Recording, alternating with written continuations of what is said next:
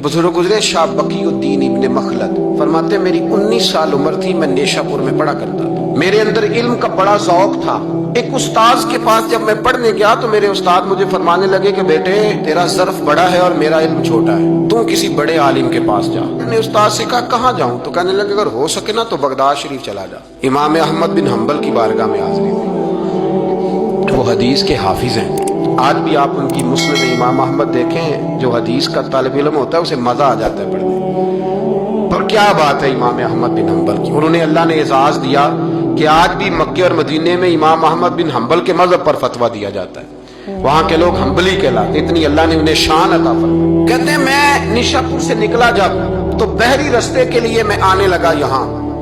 जब जहाज में बैठा ना तो रास्ते में तूफान आ गया। तूफान इस तेजी के साथ आया और इतने दिन जारी रहा कि हमारे जहाज की सिमत ही बदल गई, डायरेक्शन ही बदल गई।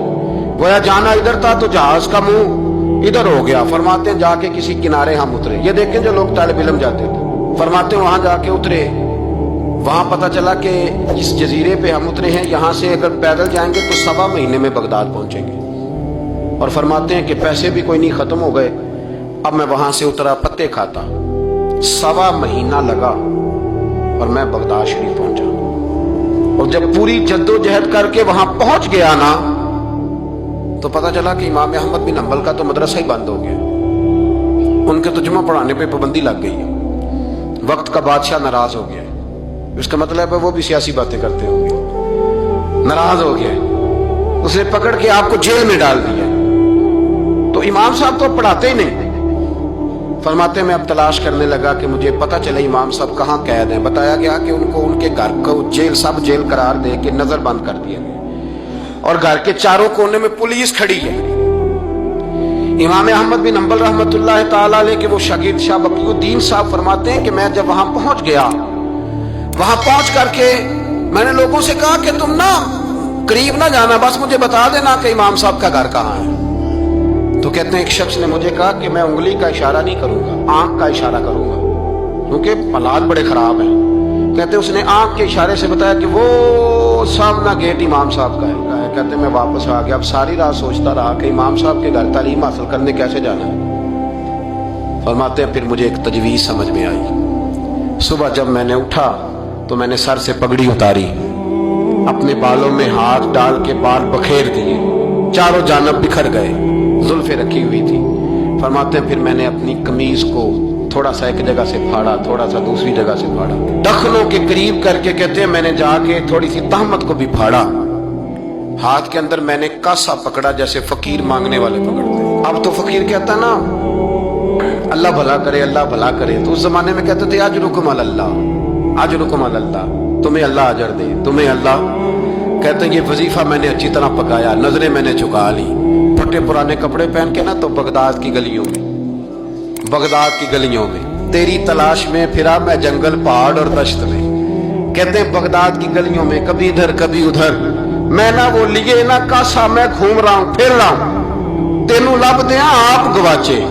कहते मैं ढूंढता फिर रहा हूं मजनू बन के विच बाजारा, कदी कखा वांग रुलाए, कदी कहाया कुंबा सारा, सिर नेजे उत्ते चढ़ाए, आजम यार मनाउन दी खातर असा की पेश वटाए।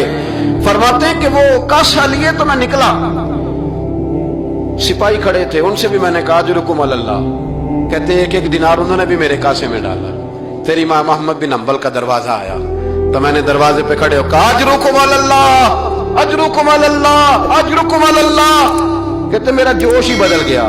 इमाम साहब ने झट से दरवाजा खोला, खूबसूरत इमामा और खूबसूरत चेहरा। कहते हैं उनका चेहरा देखा तो मेरे आंसू ही बह गए। और इमाम साहब ने जब एक दिनार मेरे प्याले में डाला तो मैं रो पड़ा। मैंने कहा बगदाद के बादशाह, ओ मेरे महबूब के इल्म के वारिस, मैं भीख मांगने नहीं आया, मैं तो रसूलुल्लाह की हदीस सुनने आया। मुझे ना आपने खैरात नहीं देनी, बस मुझे एक हदीस मेरे नबी पाक रोज पढ़ा दिया करें, एक हदीस, एक हदीस। यहाँ तो हर जुमे पढ़ाई जाती है ना, वक्त नहीं होता, लोग देर से आते हैं। कहा एक हदीस आपने पढ़ानी है। शाह बकीउद्दीन साहब कहते हैं इमाम साहब ने मेरा चेहरा देखा तो खुशी से खेल उठे। फरमाने लगे तू कैसे आएगा? का हुजूर भिखारी बन के। मैं खैरात मांगने आऊंगा, ये भी तो खैरात ही है ना, मुस्तफा करीम के नाम की खैरात मांगना। हुजूर आपने एक हदीस पढ़ानी है, सुने।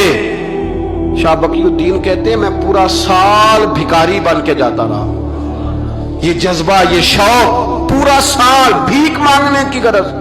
यहाँ तो हमें अपने उलमा में कमजोरियां नजर आने लग जाएगा, तो सब ठीक है जी, वो एक बात नहीं ठीक, लिहाजा छुट्टी, मैं अब खुद बहुत बड़ा मुहद्दिस हूँ, मुझे क्या जरूरत है। शाह बकीउद्दीन कहते हैं मैं पूरा साल जाता रहा। इमाम अहमद बिन हंबल मुझे फरमाते यार मैं भी सोचता था कि कहीं मेरे इल्म को जांगी ना लग जाए। देखो अल्लाह ने फजल किया है, मुझे एक तालिब इल्म अता फरमा दिया है। फरमाते हैं पूरा साल मैं जब उनके दरवाजे पे जाता तो एक ढेला भी डाल देते और मुस्तफ़ा की एक हदीस भी सुना देते।